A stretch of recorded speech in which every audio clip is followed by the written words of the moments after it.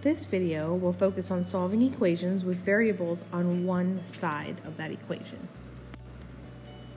First, we're going to cover some vocabulary beginning with inverse operations. Inverse operations are operations that undo each other. So commonly we learn that adding and subtracting undo each other, multiplication and division undo each other, and then maybe somewhere along the line we'll discuss how square roots, let me just put an A in there, square root of A and A squared undo each other. And there are several that you'll learn throughout algebra, but the main focus will actually be these two pairs right here. Adding and subtracting undo each other, multiplication and division undo each other. Next, let's talk about isolating the variable. Isolating the variable means to get the variable by itself.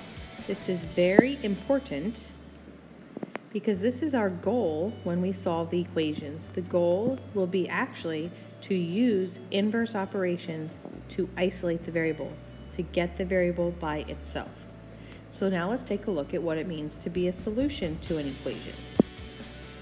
The solution to an equation is the value of the variable that makes the equation true. This will come in handy as we do our checks to make sure that when we actually get our answer, we plug it back into that equation and it gives us a true statement. Let's take a look at some examples. We're going to start with solving one-step equations.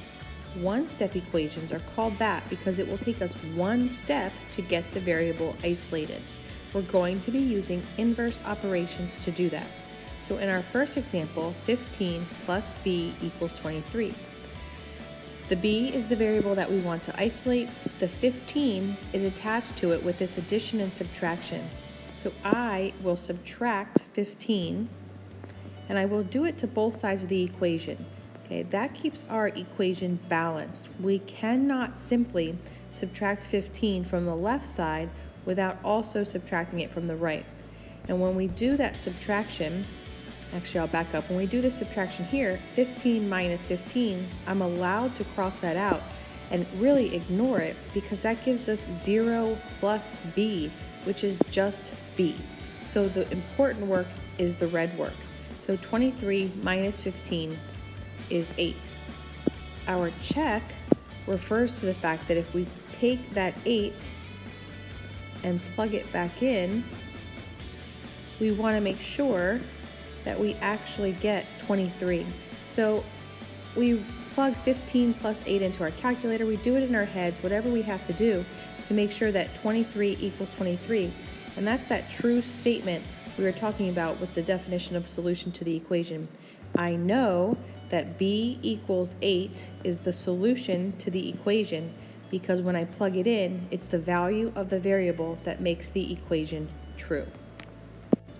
Let's go ahead and do another one. In the second problem, p minus 6 equals -5. P is the variable we are isolating. We have this 6 that is attached with this subtraction. I'm going to undo that subtraction by adding 6. I'm adding 6 to both sides of the equation. Again, it helps to keep things balanced. So I get p equals, and I'm skipping over this -6 plus 6 because that just gives me plus 0. -6 plus 6 is 0. So all I'm really interested in is the -5 plus 6, which gives me a 1. So my answer is p equals 1.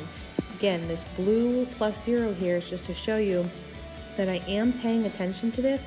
This makes sure that I am doing my plus 6 correctly. I need to get a 0 here. So now I can move into my check. So I said p is 1, so p minus 6 equals -5. It's kind of like there's a question mark here. Does 1 minus 6 actually equal -5? This is when you guys really need to be monitoring yourself and making sure that you're checking your answer in your calculator to make sure you're not making any mistakes.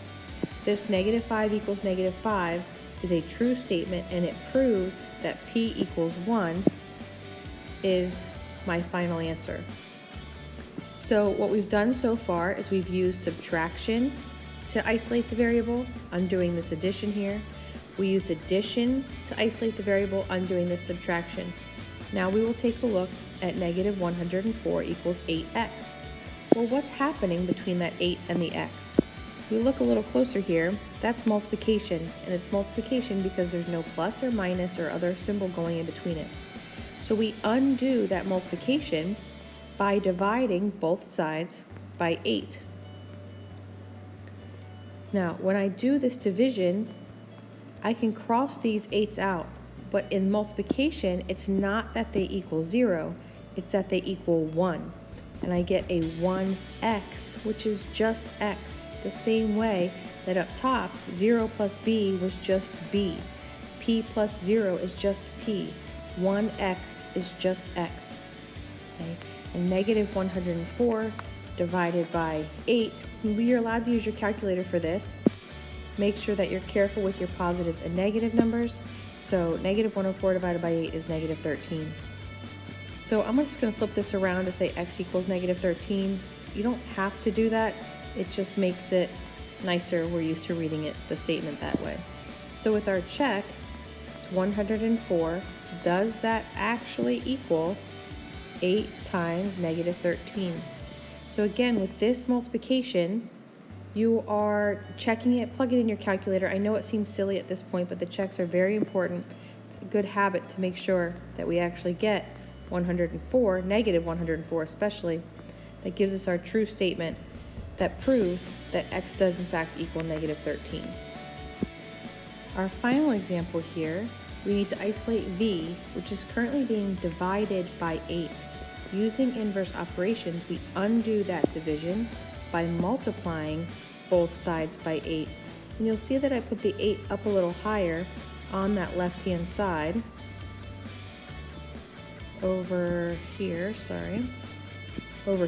because what's going to happen is very similar to this because multiplication and division are so similar.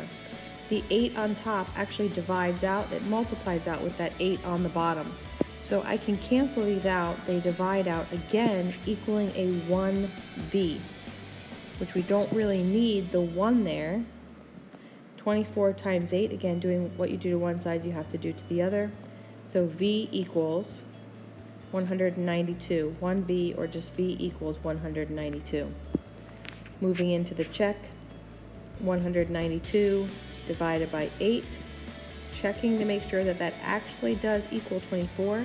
Plug it in your calculator, whatever it is you need to do. 24 does result from 192 over 8, and it does equal 24. So sometimes you'll see me put a little check mark here after my checks to make sure that that actually is the correct answer, and it did work out. So again, I'm multiplying by 8 to undo this division that is here. I divided by 8 in this problem to undo that multiplication. That's why we focused or learned about inverse operations. At this point, I'd like you to take a minute to do these 4 problems on your own. They are one-step problems, just like the ones we went over. If you're still not sure you understand what's going on, please back up in the video and rewatch the 4 problems we just did. Please complete this on a notebook paper and save room for future problems from this video. We will be turning them all in at the end. Thank you. Now, you may be wondering why I'm including the answers to those 4 problems I just asked you to do. And I'm doing this so that you can check your answers, although your checks really should be proving that your answers are right or wrong to begin with. But I'm also doing it to show you the importance of showing your work. It's not just about getting the correct answer in this class with me. It is about showing your work, so I expect to see the work that you are doing to each of these original equations to get these answers. That's how you will receive full credit in this material in this class. Continuing on with solving equations with variables on one side, we're now going to move into the 2-step equations. These are called 2-step equations because they take 2 steps to solve. You always want to do the addition or subtraction first. So in this example, the 7 is attached with subtraction. So I'm going to add 7 to both sides first. I'm going to do that so that I can bring down the 9x. And then importantly, most importantly, that when I add this negative 7 plus 7, that gives me 0. Okay, we need to make sure that we actually get 0 there, or else we will figure out that we did something wrong and maybe we need to be doing something else. Now, I have that in blue because on this side of the equation where the 9x is, I don't need the plus 0. 9x plus 0 is just 9x, so I will go ahead and write that on my next line of work. But on my right-hand side, negative 7 plus 7 is still 0, but I need to include that on my equation because there's nothing else on the right hand side of the equation to go with it, so it has to be there. Last step would be to get rid of the 9, which is attached with multiplication, so I will divide both sides by 9, and I will get x equals 0. Again, remember that this division, 9 divided by 9, divides out to give me a 1x, which is what we want to have happen. And now I'll quickly do my check. Remember that when we do our check, we plug our answer into our original equation, 9x minus 7 equals negative 7. I'm saying that x equals 0, so I'm going to plug in 0 for x. 9 times 0 is 0, subtract the 7, and I get negative 7. So on the left-hand side, I'm simplifying this side of the equation. The right-hand side remains that negative 7, and I'm hoping to end up with a true statement at the end. If I don't, then 0 is not the answer, and I need to go back and check my work for solving. Now, in number 2, we have this problem where I have this very large division by 6. 5 plus x is being divided by 6. So though in this problem, number 1, I explained that we want to be dealing with the addition and subtraction first, this is that one example, that exception, where actually we want to be moving the 6 first. And the reason why that is because this whole binomial here, this expression, that whole thing is being divided by 6. So we really need to move that first. So I'm going to do that by multiplying both sides by 6. And again, when we do that, we get the 6 divided by 6 over here to equal a 1. So we're just left with 5 plus x on the left-hand side, and negative 1 times 6 is negative 6 on the right-hand side. Now, I can get rid of this 5 by subtracting 5 from both sides. Again, what we do to one side, we have to do to the other. 5 minus 5, the positive 5 minus 5 will give me 0. So I have 0, and then I really just have a plus x, a positive x. So I'm actually going to get rid of that plus sign, put that in blue, because you don't really need it there. In red, what's important is that x equals negative 11. If you need to be using your calculator for this negative 6 minus 5, please do so. We want to make sure that you're actually doing the math correctly. So I'm going to end this problem. We're going to say that x equals negative 11. X is isolated and by itself, so I've done my job. So now I'm going to go ahead and quickly do the check. All right, so for my check, remember there's kind of like a question mark here. Does this side of the equation actually equal negative 1? And so when we're doing this, I'm doing it separately. 5 plus negative 11, I got negative 6. Then I did negative 6 divided by positive 6 and got the negative 1. If you're choosing to plug this entire expression into the calculator for your check, please make sure that you put parentheses around the numerator. Otherwise, your calculator will follow order of operations and will end up dividing before adding. So please just trust me, if you're going to do this as one big problem, put parentheses around that numerator. So for number 1, x equals 0. For number 2, x equals negative 11. Now number 3 is very similar to number 2, where we have this division and then we have a subtraction, addition or subtraction with the 5.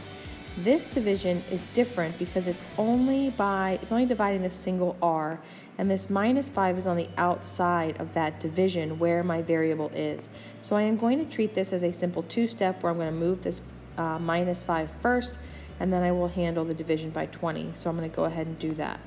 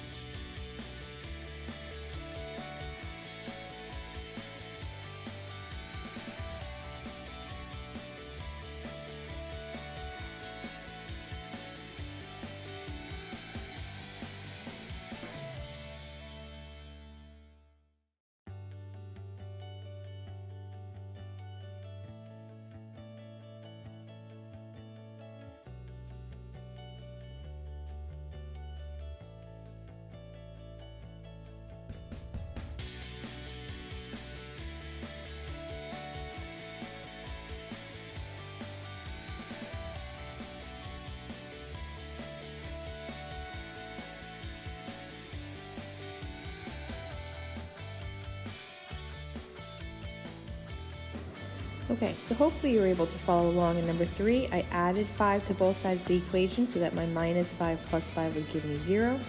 And then I multiplied both sides by 20 to undo this division by 20. This gives me a 1 or just an r, and then 20 times 1 is 20. So r equals 20. I did flip that back around. To check, I plugged the 20 in for r. 20 divided by 20 is 1. 1 minus 5 is negative 4. The right side of my equation does match the left side of my equation. In number 4, I added 13 to both sides first to undo that subtraction. Negative 9x equals negative 90. Remember, we're paying attention really to the work in red here. Then I divided both sides by negative 9. Common mistake here is for students to try to add 9. That's a negative 9 attached by multiplication, so please undo that with division. X equals positive 10, and here's my check to prove it. Please go ahead and use those previous examples to help you along with these 4 examples. Please be prepared to turn in these problems along with showing your work, especially with showing your work. So please pause the video, go ahead and work on these 4. When you are done, you may check your answers and make sure that your checks are even right on the next screen. Thank you.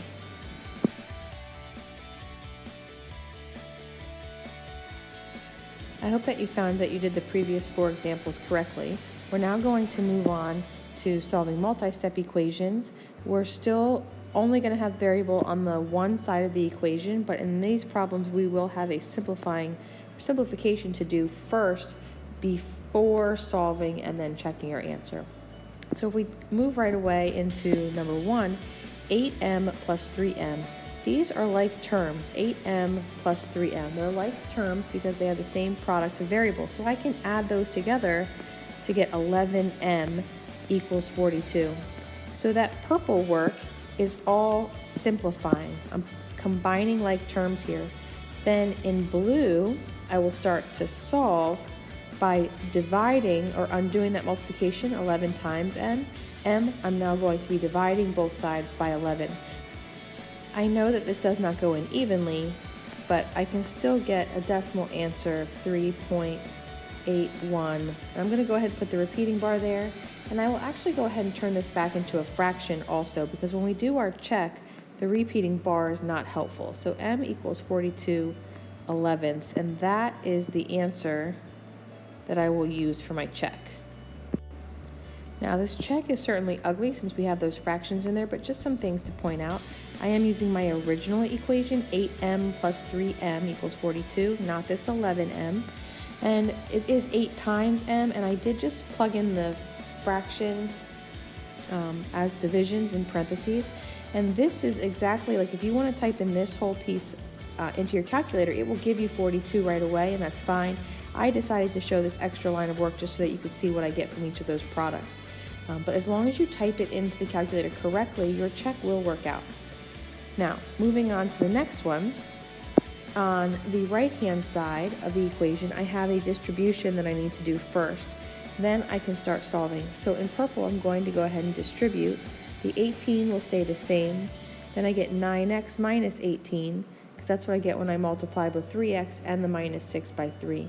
So in purple, that's my simplifying work. I know that I can start solving because now I only have different terms left. The 9x minus 18 are not like terms, so I can go ahead and start solving. So I'm going to do that in blue. 18 plus 18 is 36 equals 9x, and then that can be divided, undo that multiplication by dividing by 9, so x will equal 4. So I'm going to go ahead and write that, switch things around to make x equals to 4. And that's the answer I'm going to check in my original equation. And for this one, distributed the 3, got my answer x equals 4. For my check, I plugged in 4, and I chose to show my work for order of operations. As long as you are plugging in this right-hand side of the equation, 3 parentheses 3 times 4 minus 6, and close the parentheses, you should be able to jump down to this work, but you actually do need to make sure you are using the calculator to do the checks. The checks are going to get longer now that we have some more simplifying that needs to happen first. Number 3 from this section is very similar to the first one that we did, where I have to combine the like terms together. So I'm going to quickly move through that, and then we'll spend some more time looking at number 4.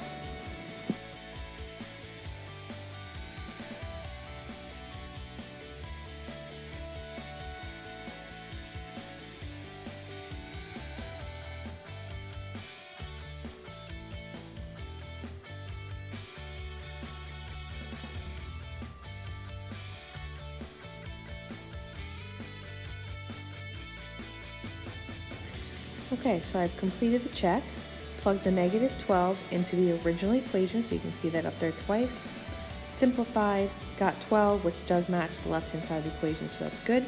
Please remember again that you can just plug in this whole expression as long as you do it correctly into the calculator, kind of skipping this little step here.